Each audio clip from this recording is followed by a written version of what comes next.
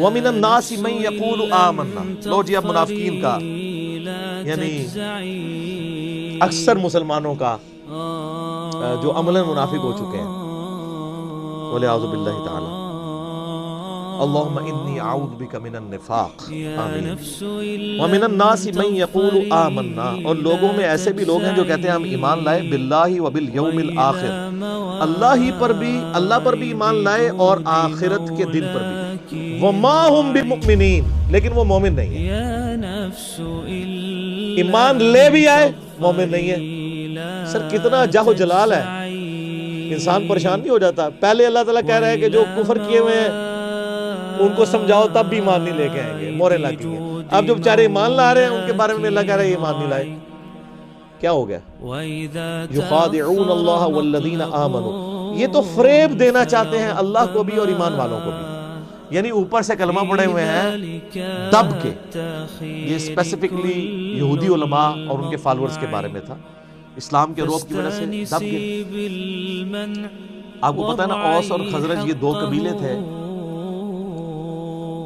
مشرکین عرب کے مدینہ شریف میں جو آباد تھے، اور دونوں کے سردار مسلمان ہو گئے تھے.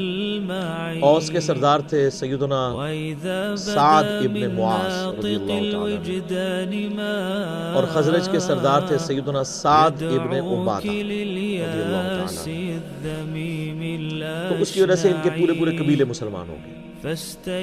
اچھا یہ علمی طور پہ تو اتنے ساؤنڈ نہیں تھے، امی تھے، ان پڑھ تھے، لیکن جنگجو بہت تھے.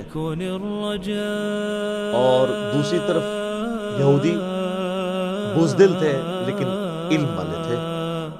ان کی آپس میں اسلام سے پہلے جنگیں ہوتی تھیں. جب کبھی اوس اور خزرج سے یہ مار کھاتے تھے کیونکہ وہ تو جنگجو لوگ تھے، تو یہودی کہتے تھے اب تو تم ہمیں مارتے ہو، لیکن جب وہ آخری پیغمبر آئیں گے نا ان کے ساتھ مل کے، یہ بھی ذکر آ جائے گا سورۃ الانعام میں، اسی سورہ البقرہ میں 89 نمبر آیت میں. تو جب وہ پیغمبر آئیں گے نا تو پھر ہم ان کے ساتھ مل کے جہاد کریں گے، پھر ہم پوری دنیا کے اوپر اللہ کا ڈنکا بجائیں گے. آج تو تم مشرکین ہم پہ غالب آتے ہو نا، لیکن ایک دن آئے گا کہ ہم تم پہ غلبہ پائیں گے. وتحسب أننا نحن جزور يوجعني فإذا خرج الموعود فينا قتلناكم به قتل عاد. یہ وہ دھمکی یہودی لگایا کرتے تھے اوس اور خزرج، لیکن اللہ کا کرنا دیکھیں. جب وہ آخری پیغمبر آئے تو سب سے پہلے کفر کیا انہی یہودیوں نے جو تڑی لگایا کرتے تھے، اور سب سے پہلے ایمان انہی اوس اور خزرج نے قبول کر لیا جن کو وہ تڑی لگایا کرتے تھے. اوس اور خزرج جب حج کے لیے پہنچے نا تو ان میں سے کچھ لوگ نے آبزرو کیا، ان کا یار یہ وہی پیغمبر لگتے ہیں جن کے بارے میں ہمیں تڑی لگائی جاتی تھی. اس سے پہلے کہ یہودی ایمان لے آئے تم ہی ان پر ایمان لے آؤ. اور اللہ نے انہیں دنیا کا امام بنا دیا اور وہ وہی کے وہیں پڑے رہ گئے. اس کا مطلب ہے کہ اگر آپ کے پاس علم بھی ہے، نالج بھی ہے، لیکن آپ ہٹ درم ہیں، آپ کے اندر وقت کا پیغمبر بھی آ جائے آپ کو کوئی فائدہ نہیں ہوگا. اور اگر آپ چٹے ان پڑھ ہیں، جاہل ہیں، لیکن حق قبول کرنے کا مادہ موجود ہے، تو سر آج بھی آپ کے لیے ہدایت ہے. اوس اور خزرج نے اسلام قبول کر لیا، لیکن نبی علیہ السلام کی جو ہجرت مدینہ سے جسٹ پہلے اوس اور خزرج ایک یہودی عبداللہ ابن ابی کے اوپر متفق ہو چکے ہوئے تھے کہ اس کو ہم نے مدینہ کا سردار بنانا ہے. لیکن اللہ کی کرنی ہوئی کہ وہ دو جہاں کا سردار ہجرت کر کے مدینہ شریف آ گیا صلی اللہ علیہ وآلہ وسلم. تو ظاہر ہے وہ پیغمبر بھی تھے، پولیٹیکل لیڈر بھی تھے اور دینی لیڈر بھی تھے. تو عبداللہ ابن ابی کو کس نے پھر پوچھنا تھا؟ تو اس لیے اس کے دل میں یہ قلق تھا. تو اس نے پھر اس کا حال یہ سوچا کہ اب چونکہ منافق بزدل ہوتا ہے، منافق کی پہلی نشانی بزدل ہونا ہے. بزدل ہوتا ہے جبھی تو وہ حق بات قبول نہیں کرتا، دونوں پارٹیوں کو خوش رکھتا ہے. نفق عربی میں کہتے ہیں سرنگ کو. سرنگ کے دو حصے ہوتے ہیں نا، دونوں طرف نکلے ہوئے ہوتے ہیں. یعنی ادھر جب جائے گا تو کافروں کو خوش کرے گا، اسی تواڈے نال ہاں جی. مسلمانوں کے پاس جائے گا تو مسلمانوں کو خوش کرے گا.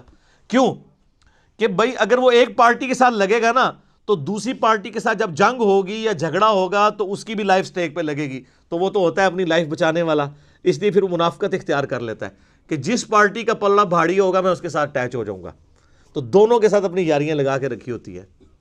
جیسے یہاں پہ بھی ہمارے کئی بڑوں نے باہر یاریاں لگائی ہوتی ہیں، جب ادھر پٹتے ہیں تو فوراً جناب ریٹائر ہونے کی دیر ہے تو ٹکٹ کٹا کے باہر، آپ ادھر دیکھتے رہیں۔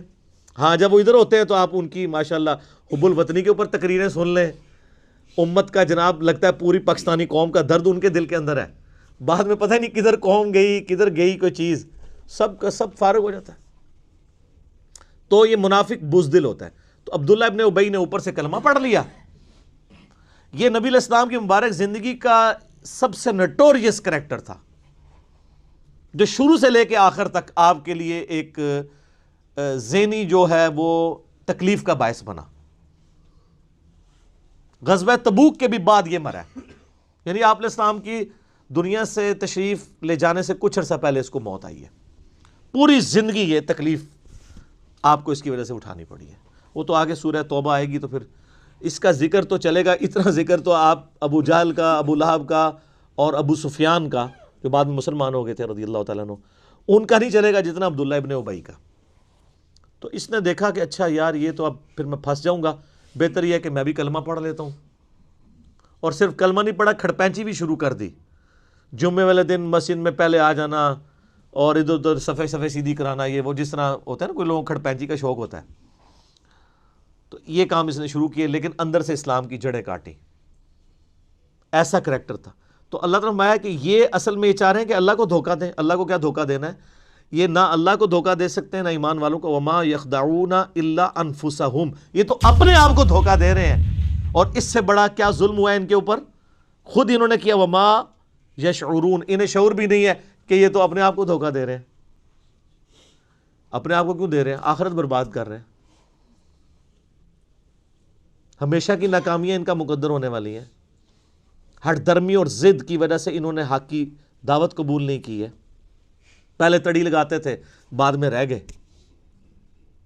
ادھر بھی اس طرح ہی ہوتا ہے نا جناب، آپ دیکھ رہے ہوتے ہیں یہ جب کوئی گستاخانہ کارٹون فلموں کا مسئلہ کوئی اس طرح کے ایشو اٹھتے ہیں تو آپ کو ماشاءاللہ جو لوگ توڑ پھوڑ کرتے ہوئے سڑکوں کے اوپر گاڑیاں جلاتے ہوئے نظر آتے ہیں نا، پریکٹیکل ان کی لائف یہ ہوتی ہے، ان کو پوچھیں تو ان میں سے کئی لوگ جمعے کی نماز بھی نہیں پڑھتے ہوتے،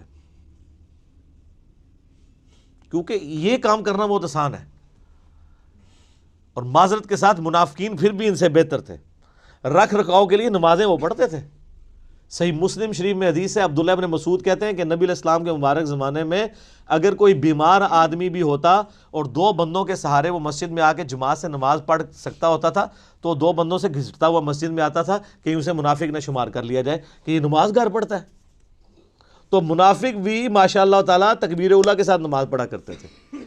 تو آپ مجھے بتائیں اس زمانے کے منافقین اور آج کے منافقین میں سے پریکٹیکلی ظاہر کے اعتبار سے کون سے بہتر منافق ہیں؟ وہ والا ہی